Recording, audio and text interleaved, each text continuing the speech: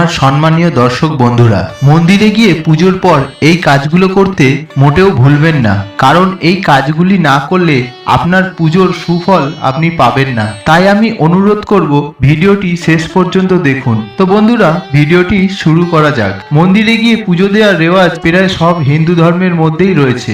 আমরা মন্দিরে সাধ্যমতো পুজো দেওয়ার পর মনের কামনা বাসনা জানাই এবং প্রসাদ গ্রহণ করি, কিন্তু পুজোর পর এমন কিছু কাজ রয়েছে যা করতে পারলে পুজোর ফল দ্রুত পাওয়া যায়। আসুন জেনে নিই সেই কাজগুলি কি কি। পুজোর পর কি কি করা উচিত। মন্দির পরিক্রমা। যদি ভক্তি ভরে পুজো করার পর আমরা সেই মন্দিরে পরিক্রমা করতে পারি, তাহলে ভগবান ভক্তের উপর খুশি হন এবং তার মনের সকল ইচ্ছা পূরণ করেন।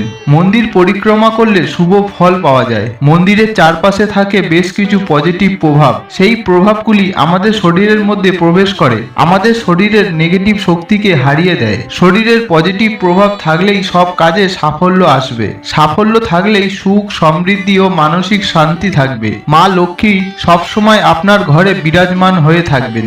বন্ধুরা, মন্দির পরিক্রমা করার কিছু নিয়ম আছে। যেমন, মন্দির পরিক্রমা করার সময় মনে রাখতে হবে যে ভগবান যেন আপনার ডান দিকে থাকে, অর্থাৎ আপনি আপনার বাম দিক থেকে পরিক্রমা শুরু করে ডান দিকে শেষ করবেন। মন্দির পরিক্রমা করার সময় অবশ্যই যে দেবতার মন্দির পরিক্রমা করা হচ্ছে মনে মনে সেই দেবতার নাম জপ করবেন, এতে ফল দ্রুত মিলবে। এবার আসি, কোন দেবতার মন্দির কতবার পরিক্রমা করবেন।